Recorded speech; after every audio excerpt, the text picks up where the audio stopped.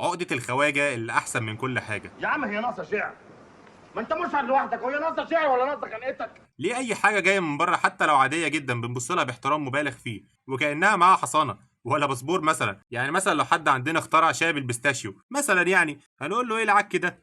بس لو جه في علبة شيك من بره هنضرب لها تعظيم سلام، وهوب هيبقى ترند والبلوجر هيعملوا عليه ريفيوهات وتروح تشتريه بأضعاف السعر الحقيقي. ليه؟ عشان عقدة الخواجة اللي دايما أحسن من كل حاجة. الموضوع يا معلم مش صدفة، فكرة إن الخواجة أحسن مننا ليها جذور. بس قبل ما أقول لك ونخش في الموضوع احب اعرفك انا مين وهنا بنعمل ايه. انا عبد الرحمن وده مستر ليه. سؤالنا واحد، بنرجع الاسطوره لاصلها وبعدين الدين والعلم يكملوا الحكايه. لو عجبتك الخلطه اعمل لايك وشير وسبسكرايب ويلا نخش في كده. فكره ان الخواجه احسن مننا ليها جذور قديمه قوي من ايام الاستعمار. الانجليز جم مصر كانت اي حاجه معاهم جديده وافضل من المنتج المحلي، هدوم او اجهزه او حتى تعليم. لا طبعا مستحيل. فالمصري الغلبان شاف نفسه متأخر والخواجة سابقه بسنين. تخيل معايا كده مثال بسيط جدا، واحد اسمه عم سيد قاعد في ورشته في شبرا، فجأة تيجي في باله فكرة انه يعمل عصير قصب معلب زي المنتجات المعلبة اللي بنشوفها في السوبر ماركت بالظبط. يروح البيت يبدأ يحكي لعياله ولمراته وينزل القهوة حتى ويبدأ يحكي لاصحابه، وفي وسط كل ده بيسمع حاجة واحدة بس. هي زريبه يا حبيبي، هي زريبه دي، انت متخلف يا ابني. انت هتبيع الهوا؟ ايه يا عم الكلام ده؟ القصب مكانه العصارة. عم سيد يجهز شنطته ويطلع على بره يغير اسمه لمستر سيديو، وهوب يطلع المنتج فيرو الشوجر كان. فجأة المنتج يضرب والناس تحكي عليه بره، المشروب الأخضر اللي جاي من الحضارة الفرعونية.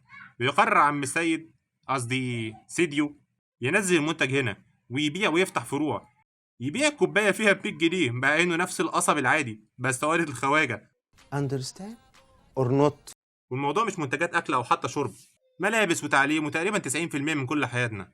مع إن حضرتك ممكن التيشيرت اللي مكتوب عليه ميد إن إيطالي معمول في باترينا معفنة وحرفيا معمول في الصين، وراح هناك اتضاف له سوسته او حتى لزق عليه ستيكر وهوب بقى ايطالي. ما انا نسيت اقول لك، دول زي ايطاليا القانون فيها بيسمح ان المنتج يتكتب عليه انه اتصنع في البلد دي لو بس اتضاف عليه حاجه جوه البلد. يعني حتى لو ضافوا عليه ليبل في ظهر التيشيرت القانون يسمح له انه يكتب عليه ان هو اتصنع في ايطاليا. في علم النفس في مصطلح بيشرح الحاله دي اسمه الاستعمار العقلي. يعني ببساطه الشعب يبص لنفسه على انه اقل من الشعوب الاجنبيه او الاعلى منه، فيبدا يقلده في كل حاجه، لبس، اكل، حتى قهوه الصبح. فجاه كلمه مستورد تبقى اهم من جوده. يعني لو شربت كوبايه حليب بلدي تبقى بدائي، ولو بتشرب فرنش ميلك تبقى راجل مثقف وصحي. والموضوع مش منتجات، وارجع واقول لك تاني الموضوع مش بس منتجات ولا حتى لبس، الموضوع كمان سوشيال ميديا. الموضوع تخلل السوشيال ميديا. يعني لو حد عمل محتوى علمي او محتوى مفيد حرفيا محدش بيتفرج عليه او يقول لك تقليد ونحت، ولو حد اجنبي جه وعمل نفس المحتوى عندنا اتفرج اللي بيتقال عليه.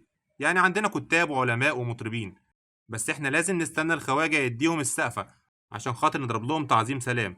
للأسف عقدة الخواجة عندنا عالية جدا لدرجة اننا ما بنعرفش نقول على الحلو اللي عندنا وبنتريق عليه. في النهاية الموضوع مش ان الخواجة جامد وانت قليل، الموضوع اننا اتبرمجنا نشوف نفسنا في مراية غيرنا، وطول ما احنا شايفين نفسنا اقل عمرنا ما هنبقى اكتر من ده.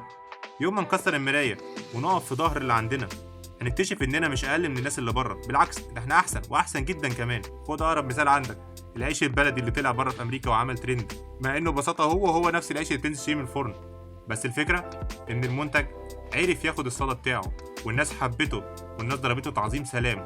في النهايه شجع بلدك ومنتجك، واديك شفت كم من المنتجات والبراندات اللي طلعت مقاطعه.